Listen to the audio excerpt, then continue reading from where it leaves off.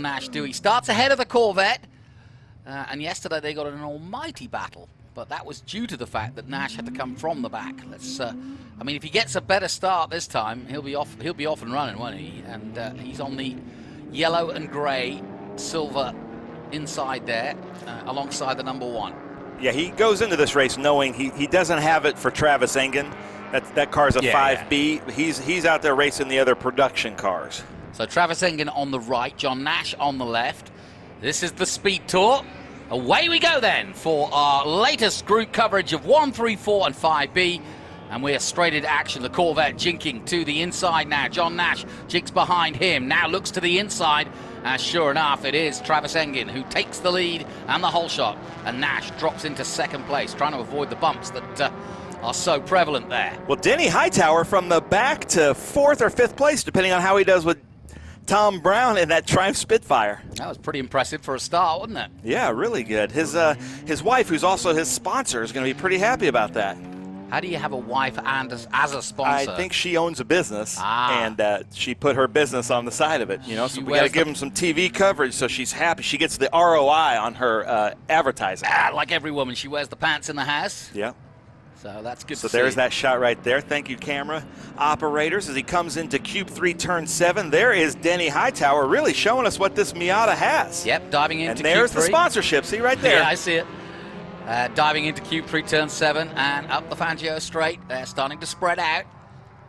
Beautiful day here. The wind has dropped dramatically since yesterday. It was very, very heavy winds yesterday. Just a nice slight breeze today.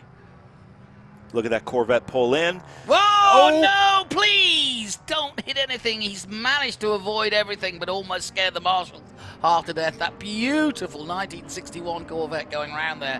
What do you reckon happened? Do you think he hit the brakes and it kind of just locked I don't up? know. It looked like a mechanical failure to me, and that's not like Bill Treffert. So I'm guessing maybe sometimes a brake locks up wrong, or the bias is a little bit wrong, but that's very unlike him. I don't think he hit the wall there, but no, he didn't. He's gonna be pretty deep in sand. Yeah, and you said that perhaps, given that they're drum brakes on that things, that maybe they do pull to the right a little bit under heavy braking. I don't think he has drums though. I was talking to him at dinner last night. I think he's got disc brakes on it, just because drums on that car would almost be unsafe. Yeah, I agree. Well, here they come out of the heat haze, and it is that beautiful all-red Lotus 23B of Travis Engen leading the way from John Nash in second. We've disposed of one of the Corvettes, sadly. You can just tell, like, we commentate on these two cars quite a bit. They are both sitting up higher than we've ever seen them. Yeah. And that's just kind of the Sebring setup. Just because it is so bumpy, they try to give a lot of travel to those shocks. Yeah, I'll bet. Yeah, because naturally they do run low, don't they? Mm-hmm. But man, Hightower's coming for the leaders there in that Miata. And then Tom Brown in that beautiful Triumph Spitfire. And then Alan Schammer, he won his award last night. He won his group last year's group championship in the Mazda Heritage Cup. But Tom Brown looking on the inside. Tom Brown makes it through in the 18. Nicely done. That Spitfire on fire. I got to give you a comment here, though, while we're waiting. Just to get more action, but we were talking about wives as sponsors, and we've had boy from New York said, mine left me when I went back racing. Nice. So I have a question no for boy there. from New York. Is that from the Simon and Garfunkel lyrics? Or how did you get your name? To me, that always reminds me of the Simon and Garfunkel song. Okay. I think it's the only living boy in New York. Is that what it is? Yeah.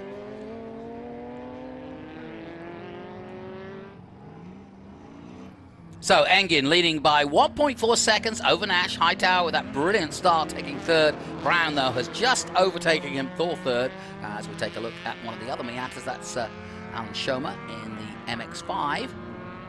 I like the color scheme. Yeah, Erwin Green is saying the Lotus 23 was that fast that it got banned. And that happened a lot in Colin Chapman's career.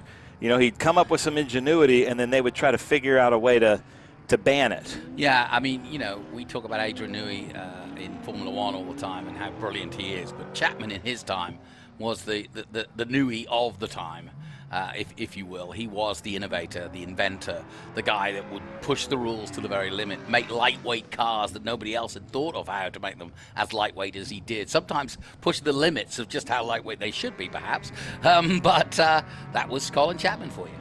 So this is Captain Groovy here in this 02. Anthony Hess calls himself Captain Groovy in that 1973 would-be chrome bumper MGB. Good, it's a good moniker, Captain Groovy. I like it. Yeah, me too. That's what it says on the side of his car.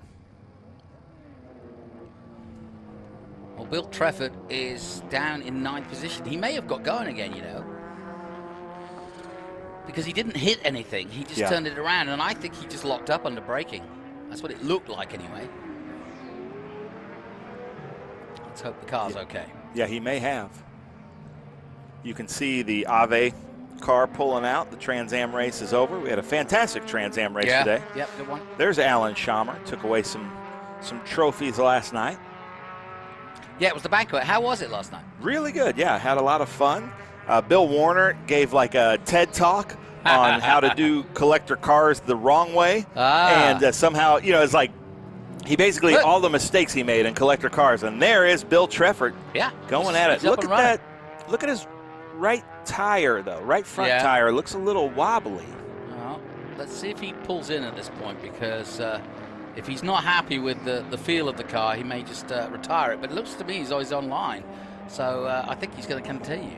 Yep, he's still running. Debris blowing there. But we were together with Bill about 6-7 years ago at Road America, and he had so much torque in the car. Yeah, it looks like his right front may be going a little bit flat, but he broke his wheels from the hubs, like where you put the lug nuts in, and where the wheel goes out to the rim of the wheel basically broke. Unbelievable. There's that Sebring, Austin Healey, and then the Ginetta. So that's the front end they made for the aero advantage here. So tell me what the difference is between the normal front end and what they did for Sebring. Well, the normal one looks like the bug eye, you know, with the big smile and the headlights. Yeah. So they narrowed it. Yeah. They kind of not as much drag, I guess, a low drag front end, special. I get you. Let's go Corvette. That's what some people are asking anyway. TA race, you missed it, but you can watch it anytime. It's on the Speed Tour website, right? I'm sorry, what's that? Somebody's asking when the TA race is. Oh, the TA race has happened already. I know, but they can watch it on. Yeah. You can go back and rewind. I think this video you're watching right now and watch. We're the TA much better race. in hindsight, aren't we? Yeah. I wish we could correct my mistakes in hindsight. Yeah, that's the beauty. There is that Ginetta, that number 61 of Dennis D'Antonia. Are there any touches you can see in the all-modern pace car we have that relate back to all the early 60s Ginettas? I don't know, but you can see the evolution by looking at them. It's still a light, nimble car. Yep. But people don't make little cars like they used to. No. You know, you look at the modern Mini. You would consider the new modern Mini Cooper, the BMW Cooper, to be a small car. But next to a Mini, it looks like a giant. It looks like a huge SUV. And I hate to say it, but I think BMW have ruined that a little bit, in my opinion. And they keep getting bigger. Every new generation of the new Mini Coopers Which is not the get point bigger. of the Mini. Yeah, exactly. But I think us big fat Americans want big cars. Yeah, what can I tell you? Us fat British blokes do too. Engen, Nash, and Brown. That's your top three. Hightower drops to fourth after being high as. That's my favorite in this third group. Again. Oh, that's lovely. I hate to say it because it's not a British car, but to bring out a BMW 700S, that's just so you were cool. saying it's literally got a BMW motorcycle engine in it? Yeah, and it's in the rear end. It's air cooled. You could hear it when it went by, and just such a cool car. And I have to give him credit. That's Jerry J. David. He did go off yesterday with a mechanical right where you're seeing there between the two tracks, and we didn't have to go full course yellow because he went off at the right place that Alex talked about in driver's meeting, keeping the whole group running without a full course caution. So we really do appreciate that when drivers are heads up like that. So I'm guessing that it'll be a pretty lightweight engine. Yes, very lightweight car. You look at it, there's there's not much to it as we look at Travis Engen. Speaking of lightweight, I was talking to him at the grid, and the old Colin Chapman of adding lightness, which they just meticulously went through those cars, and anywhere there was extra weight that wasn't strength or rigidity, they would try to take out. Yep, that's the idea, and that's what makes you go faster. I thought what you were saying yesterday was true about the 23B and how where do you put the engine? I mean, there's just no room for an engine in that, surely. But it's got one. Yeah. Just right behind the driver. Yep. But even that, I mean, that little tray back there just looks like, you look at a Lotus Europa, you can see that there's room for a rear engine. But that is so small, you just can't imagine it. And look at how high up he's got that thing riding. Yeah, you can tell, can't you? But you need it. Watch him coming into sunset here. Watch him when he starts turning in now. Start watching the bumps now. And as he starts to wave through, you see he needs that height lap. Oh, yeah. Now watch. Whoa, whoa, whoa. Yeah, that's about a 2-3 inch travel in those shocks. We don't see that often. And when it's leant over like that, that debris is now switched to the other side of the track. Hope that doesn't get into somebody's radiator. That's on your back. He'll be all right. Look at how smooth his hands are. Yeah. Yeah, you can tell he's really in control of that car. There's no movement, extra movement by the hands. He's avoiding the bumps where he can, taking a nice wide line through 1 and driving up to 3. And he's got a good advantage now, which allows him to stay in that zone. He's not under panic or being under pressure by John Nash. He's still in 2nd place. Hightower still 3rd. Brown 4th. Schomer in 5th place, then Hess Treffert up to 7th now. It's a good recovery by the Corvette. Yeah, that is pretty good. And his family, so his grandson Andrew came away with 3 of those big Cup trophies yesterday. Really? So that was good. And look at this. D'Antonia has gotten around him. Yeah, well, this is one of the closer battles going on during the race, and it's between the number 61 of Dennis D'Antonio and and John Daniels Jr. Yeah. Now, when your name is John Daniels, do you think his nickname is Jack? Well, I was saying that I've tasted his brothers before now. Yeah, it's only about an hour south of me in Lynchburg, Tennessee. That's right.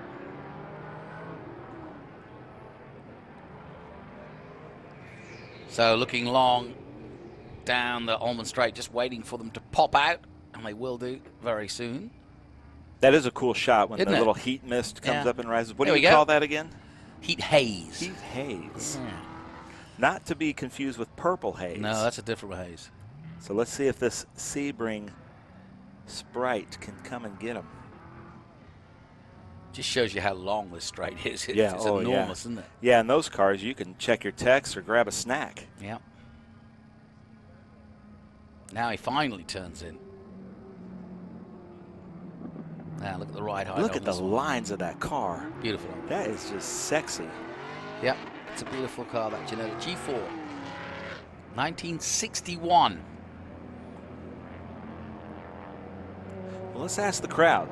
If you're on the comments section, he says Frog Eye in UK. That is correct, because we usually call him Kermit the Frog Eye Sprite. Yeah. But leave a comment. Which one of these cars is your favorite out there in this group? Yeah, let's hear from you. My favorite is that BMW 700S, which I never thought I would say in a group of British cars. Yeah, no, that's pretty impressive. Well, you know it's reliable. It's a BMW. Maybe. We're going to have the white flag next time by for the leader. Coming out of turn 3. Uh-oh, the vultures are circling. You can see their shadows there. That might be ominous. There's Bill Treffert. They're a bit early for Bill. 1960 Chevrolet Corvette. No, they're only in flight because they saw him go off and they thought they had a chance, and now they're just wondering where he's gone. Well, we know where he is. He's back out on track, and he's up to, what, 7th place? Yep, Captain Groovy. There's our leader. He is flying. Travis Engen just poodling along. Smooth as you like. Right hand down, another corner down. And bye. And he waved like, hey, thanks for seeing me. Yep. That's the gentleman driver that Travis Engen is. He just an unbelievable person, really fun to talk to. He just doing that little live grid walk thing that we did taught me some cool things about the car. So the rear end of that car has 6 lugs. The front end had 4. they took it to the 24 Hours of Le Mans, and the FIA had a ruling of the spare tire had to fit both front and rear, and Colin Chapman never went back to the 24 Hours of Le Mans. Because of that? Yep. Wow. Interesting. Good little factoid, though. The Antonio still in that little battle with Daniels. Daniels, though, losing a little bit of ground in the 13.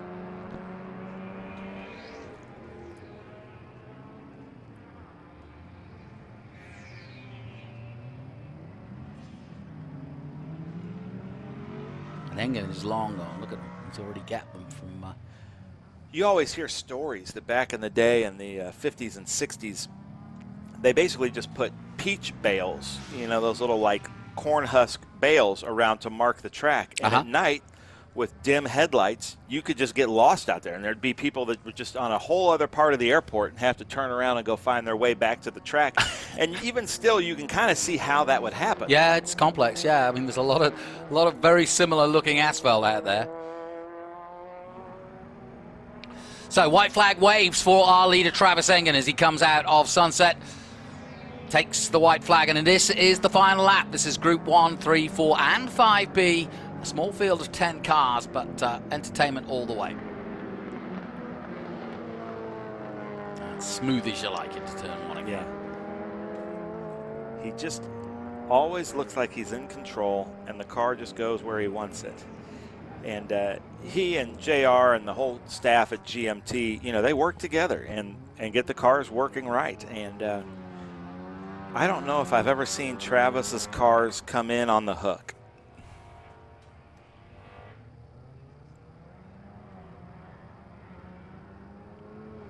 Well, Hightower back up to third, having dropped to fourth. He and Brown in a good battle for the final podium spot.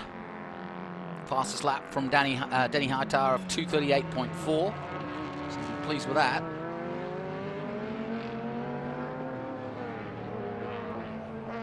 Engen, on the other hand, is circulating in the mid-34s at the moment. This, though, is last lap.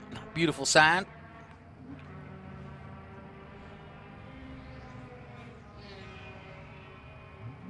Into Tower Corner and down towards Bennett's Bridge Hall, Bishop's Bend.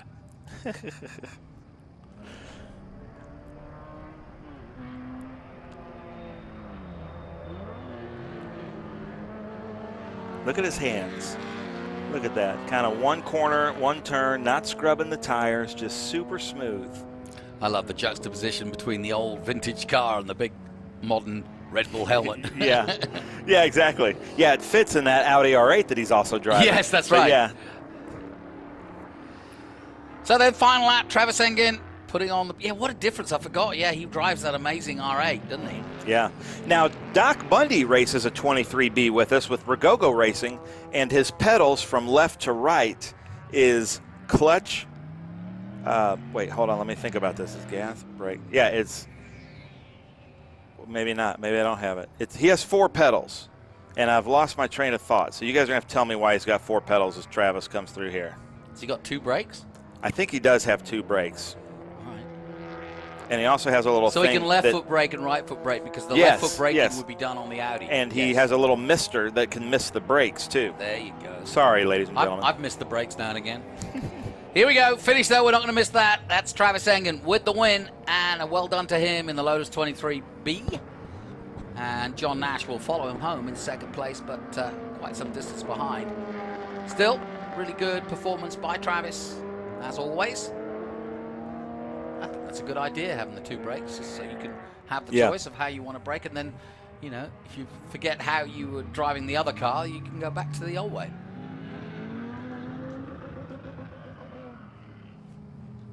Plus, you can steer with the brakes, as we quite rightly point out.